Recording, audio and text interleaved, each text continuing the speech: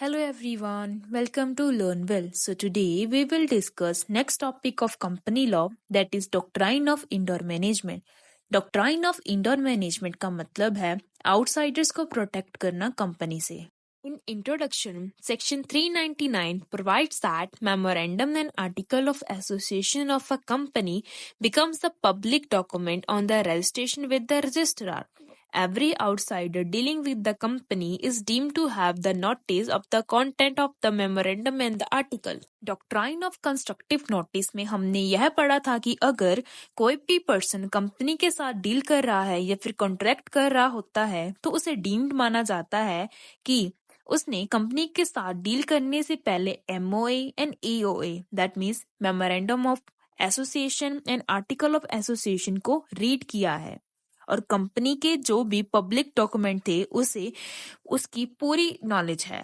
अगर यहाँ पर कॉन्ट्रैक्ट में कोई भी गलती होगी तो उसके लिए आउटसाइडर लाइबल होगा, ना कि कोई भी company. Doctrine of constructive notice में आउटसाइडर के अगेंस्ट था और कंपनी के फेवर में था, लेकिन डॉक्ट्राइन ऑफ इंडोर मैनेजमेंट के आने से आउटसाइडर सेफ हो गए because doctrine of indoor management में आउटसाइडर्स को प्रोटेक्ट किया जाता है कंपनी से. आउटसाइडर के फेवर में बनी है doctrine of indoor management.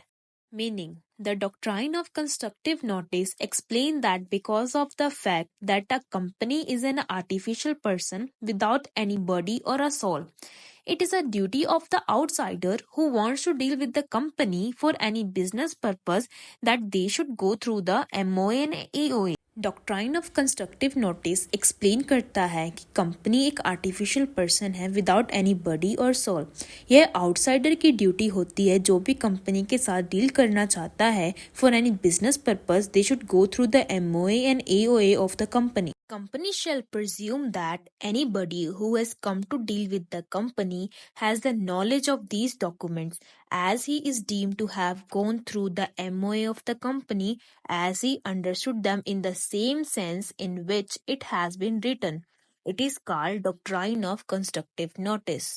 Company यह मानकर चलती है जो भी कोई आ रहा है कंपनी के साथ डील करने उसे फुल नॉलेज होनी चाहिए सारे डॉक्यूमेंट्स की, और कंपनी यह मानकर चलती है कि उसने सारे कंपनी के डॉक्यूमेंट्स रीड किए होंगे और उसने उसी वे में उसे समझा होगा जिस वे में उसे लिखा है. इसे डॉक्ट्राइन ऑफ कंस्ट्रक्टिव नोटिस बोलते हैं. This doctrine operates against an outsider dealing with the company. It prevents the outsiders from suing the company on the ground that he did not know the memorandum and the article of the company against the Ultra Wires Act of the company. इसमें company को protect करना है from the outsiders. For example, if Article of the company provides that a bill of exchange issued by it shall have the signature of the two directors. A person who has a bill of signed by only one director cannot claim any payment of such bill because he is supposed to see that bill is so signed. Company के article में यह कहा गया था कि bill of exchange तभी issue किया जाएगा अगर दो डायरेक्टर्स के साइन होंगे, और अगर कोई ऐसा है जिसके बिल पर एक ही डायरेक्टर के साइन है वो पेमेंट क्लेम नहीं कर सकता, क्योंकि आर्टिकल में पहले ही बताया गया था कि दो डायरेक्टर के साइन होने चाहिए. Doctrine of indoor management is the exception or limitation to the doctrine of constructive notice, where as the doctrine of constructive notice protects the company against the outsiders, the doctrine of indoor management protects the outsider against the company in the same manner.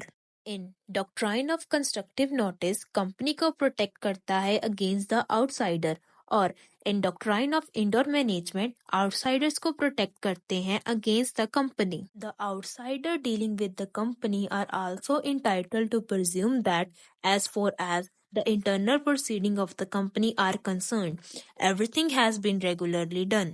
जो भी outsider आता है company के साथ deal करने के लिए, company के जो भी इंटरनल प्रोसीडिंग है, जो भी अंदर की काम है वो रेगुलरली हो रहे हैं या नहीं, और कंपनी ने उसे अच्छे से फॉलो किया है या नहीं, जो भी है वो उनकी MOA और AO में लिखा होगा. The outsider can also presume that the company must have followed the proceeding which are required to be followed by the company as per the MOA and AOA of the company. यह मानकर चलते हैं कि company ने भी सारी proceeding follow की होगी। The door of management are closed for the outsider. That is why it is called doctrine of indoor management. Let us discuss a case of Royal British Bank versus Turcard. The director of the Royal British Bank has the power under the AOA to issue the bond provided they were authorized by a resolution passed by the share at a general meeting of the company. एक bank था जिसका नाम था royal British bank. उसके director के पास power थी कि article of association के अकॉर्डिंग कि वो बैंक के बॉन्ड इशू कर सकता है। The director issues a bond to Torquard, but before the bond was issued, no resolution was passed by the company authorizing the director to do so. On the majority of the bond, the company refuses to redeem the bond. लेकिन वो तभी bond issue कर सकते हैं अगर उन्होंने resolution pass करा है जनरल मीटिंग में, जो कि शेयर होल्डर की जनरल मीटिंग होती है, जिसमें रेजोल्यूशन पास करने के बाद ही बॉन्ड इशू कर सकते हैं। डायरेक्टर ने मिस्टर टर्कर को इशू कर दिए बॉन्ड्स, लेकिन बॉन्ड के इशू होने से पहले कोई भी रेजोल्यूशन पास नहीं हुआ बाय द कंपनी, जो कि उनको करना चाहिए था। आर्टिकल के अकॉर्डिंग जैसे ही बॉन्ड की मैच्योरिटी डेट आई तो मिस्टर टर्कर्ड ने अपने पैसे मांगे कि it was held that Turquand has the right to receive the money from the company because he had the right to assume that the company had pass the necessary resolution because it is internal matter of the company for which the door of the company are closed for the outsiders. तो यह decision लिया गया कि mister टर्कट का पूरा हक है अपनी मनी रिसीव करने का फ्रॉम द कंपनी। उसने डॉक्ट्राइन ऑफ इंडोर मैनेजमेंट का बेनिफिट लिया और बोला, मैंने तो यह अज्यूम करा कि यह तो इंटरनल प्रोसीडिंग है कंपनी की, तो उसने करी ही होगी, कंपनी ने रेजोल्यूशन पास किया ही होगा, तभी बॉन्ड इशू करे। He has taken the benefit of indoor management. Exception to the doctrine of indoor management. There are certain cases where the benefit of doctrine of indoor management is not available to the outsider. जहां पर आप indoor management का benefit नहीं ले सकते। So, some are the following exception were. The first one is knowledge of irregularity, where a person dealing with the company has the actual knowledge of irregularity as regard the internal management and that despite this knowledge, he deals with the company. He is not entitled to claim the protection under the doctrine of indoor management. अगर कोई person company के साथ deal कर रहा है, उसे knowledge है कि इरेगुलरिटी के बारे में, उसे पता है कि कंपनी ने यह चीज नहीं करी होगी, अगर पता होने के बावजूद भी कंपनी के साथ डील कर रहा है तो बाद में वो डॉक्ट्राइन ऑफ इंडोर मैनेजमेंट का बेनिफिट नहीं ले सकता। Let us discuss a case of Howard versus Patent Ivory Company.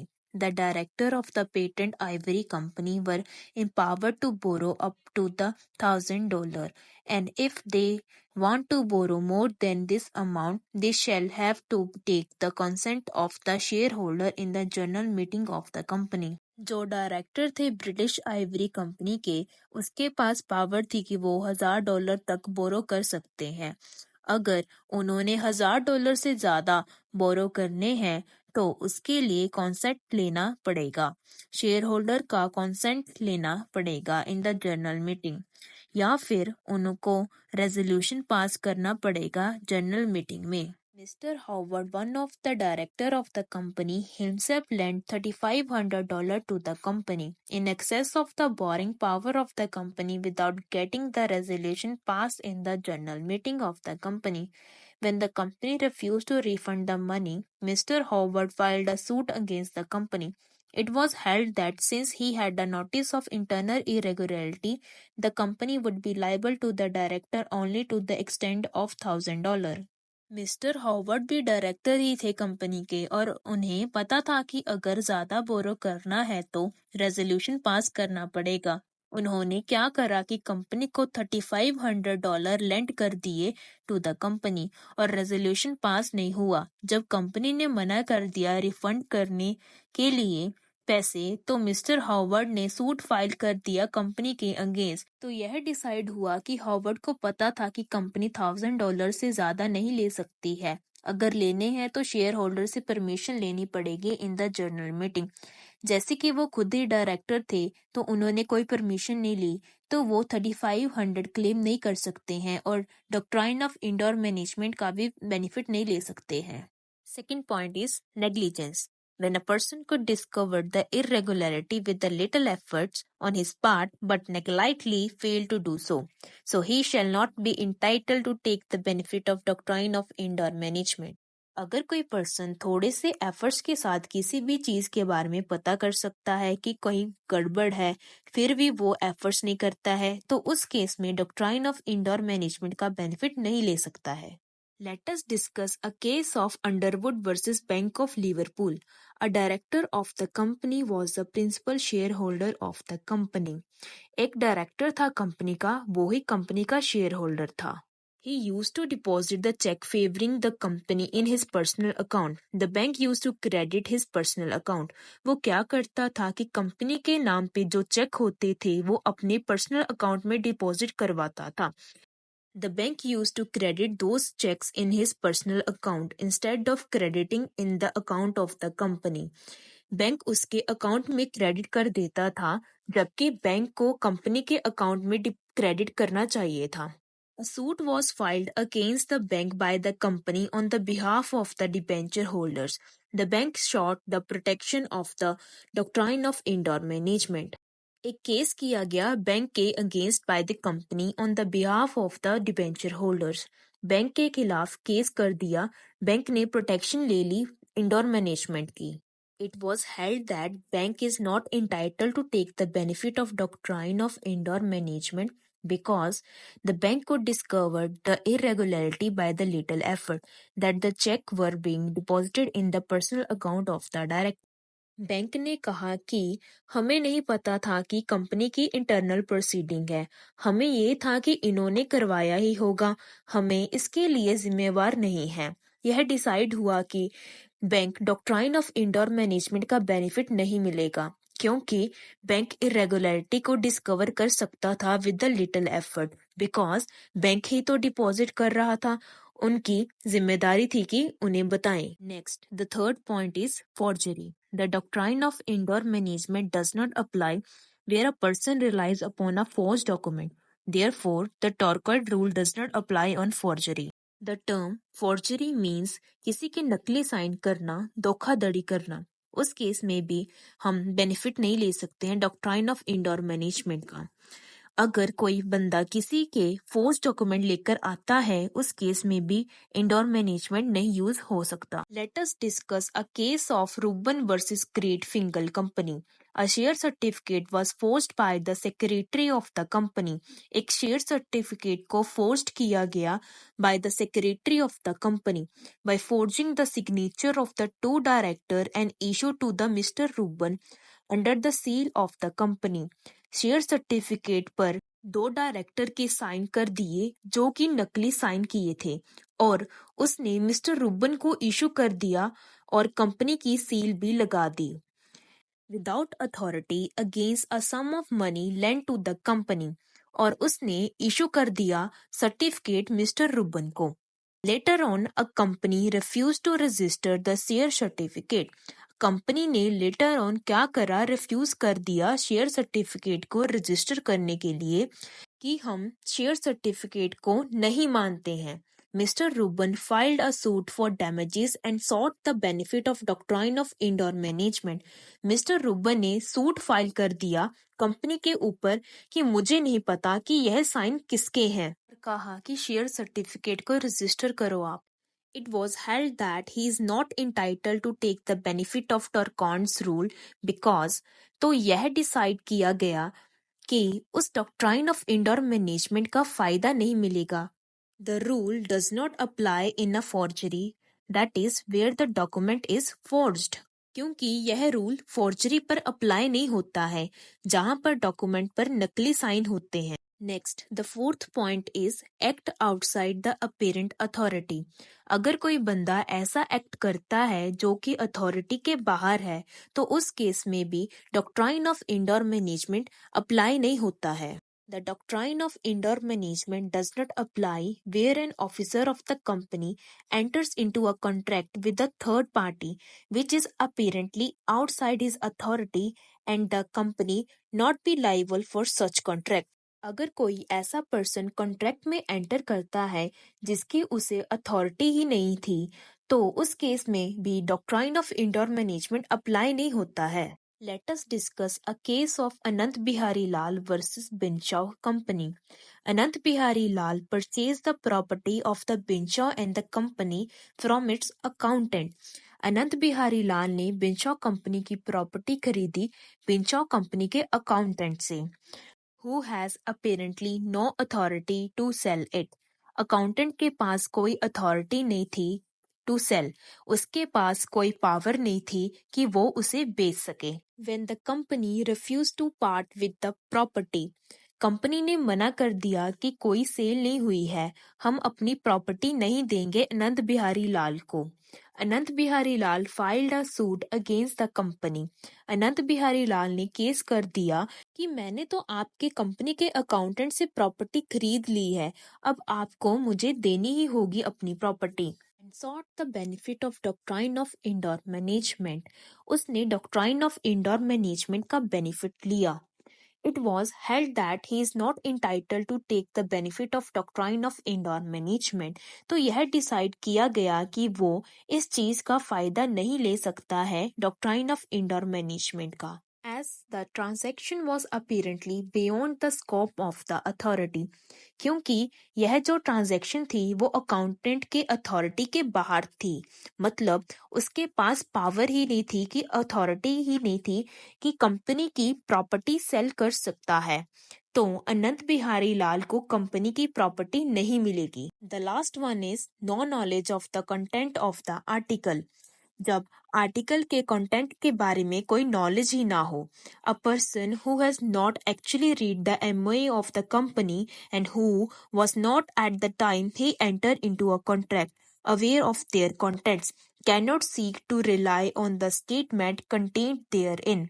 He cannot claim that he should not for his own benefit be treated as if he had read them by the virtue of the doctrine of constructive notice. The rule of constructive notice operated against the person who failed to inquire but does not operate in his favor.